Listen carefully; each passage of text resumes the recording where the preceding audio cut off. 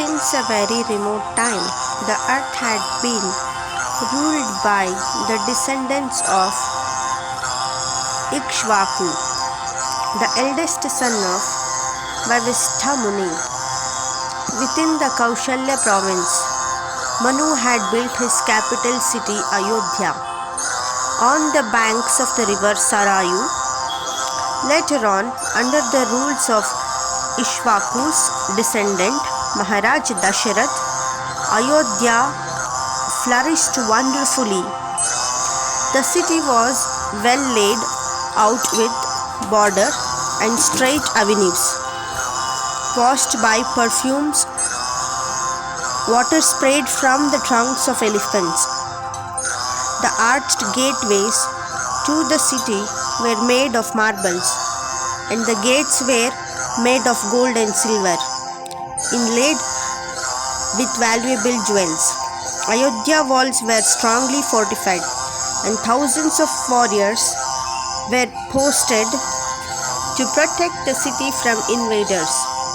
Throughout the city were 7-story palaces surrounded by the beautiful parks and gardens, within which were ponds filled with lotus flowers. The sound of parrot and peacock could be heard everywhere, along with the vibrant of musical instrument. Gentle breeze carried droplets of water from the numerous fountains, cooling the passers-by in the heat of summer. In this way, Ayodhya appeared to be river Amaravati, the abode of Indra, the king of heaven. The streets of Ayodhya were always filled with travelers.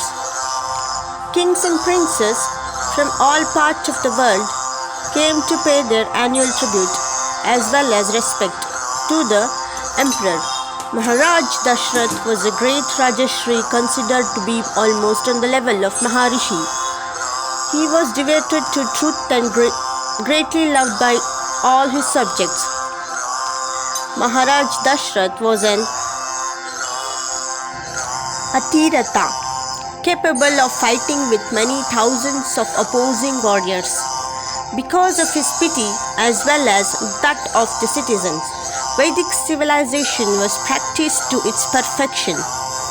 All kinds of opulence were wonderfully exhibited, whereas material miseries, which are the result of sinful life, were practically non-existent. In Ayodhya, all the 4 social orders, Brahmana, Kshatriya, Vaishnava, Shudra, practiced cooperatively for the peace and prosperity of the kingdom. No one was cheated and no one was misery. Arrogance and atheism, as well as harsh behavior and speech, were conspicuous by their absence. And yet, despite possessing all this opulence and prestige, Maharaja Dasarath'a was unhappy because he had no son to perpetuate his dynasty. Finally, after much deliberance, he had to perform a horse sacrifice, Ashwamedha Yajna, for attaining the fulfillment of his desires. Within this mind, Maharaja Dasarath'a sent his chief minister Sumantra to call for his family priest. When the Brahmanas, headed by Vaishistha and Vamadeva, had assembled, Maharaja Dasarath'a said to them as follows: O best choice born, for so long I have desired to beget a son, but all hopes have been in vain. Because I have no heir, I can no longer even pretend to be happy. My days are simply filled with grief. After thinking over the matter very carefully, I have decided to perform a horse sacrifice with your permission. All of you know Shastras very well, and so I request you to lead me on the right path. The Brahmanas unanimously agreed to the king's proposal, and so he immediately ordered his ministers to begin preparations. Sumantra then took Maharaj aside and told him something he had formerly heard Sanatana Kumar relate to an assembly of great rishis.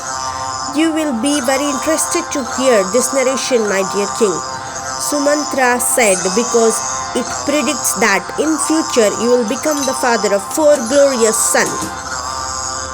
Bolo Siyavare Ramchandra ki Jai.